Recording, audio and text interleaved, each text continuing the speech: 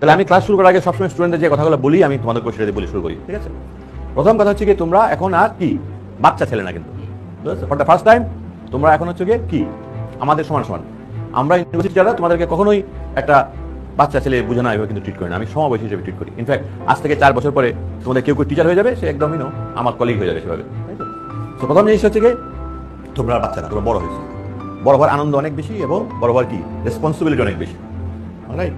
আগে তুমি যে বাসায় দেরি করে আসতে, তোমার বাবা মা খোঁজ নিত, কই গেলো, কেন আসে না, কেন কোথায় গেলো, সমস্যা হলো কিনা। আর এখন তুমি যদি দেরি করে তোমার হলে কিংবা মেসেজ করে যাও, কেউ খোঁজ নেবে না, নিবে না। কাজে তোমাকে দায়িত্বটা তোমার, কিন্তু ঠিক আছে, মনে রাখবো এখন থেকে তোমার দায়িত্ব তোমার, ঠিক আছে?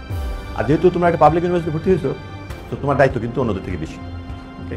কারণ পাবলিক ইউনিভার্সিটির একটা সিট, এই যে তুমি যে বসে আছো, তুমি যে পড়াশোনা করছো, ওই একটা সিটের জন্য 30 জন থেকে 35 জন ছেলে ফাইট করেছে। ওরা আসতে পারে নাই, তুমি আসতে পেরেছো। আর এই ইউনিভার্সিটি মানে সমস্ত খরচ সরকার দেয়, তাই তো? সরকার মানে কি? সরকার মানে তো ইয়ে না, মানে সরকার না, সরকার মানে গরিব মানুষ দেশে, দেশের গার্মেন্টসের মেয়েরা কাজ করে, ওরা যারা বিদেশে শ্রমিক কাজ করে, ওরা আমাদের দেশে চাকরি কাজ করে, ওরা ওদের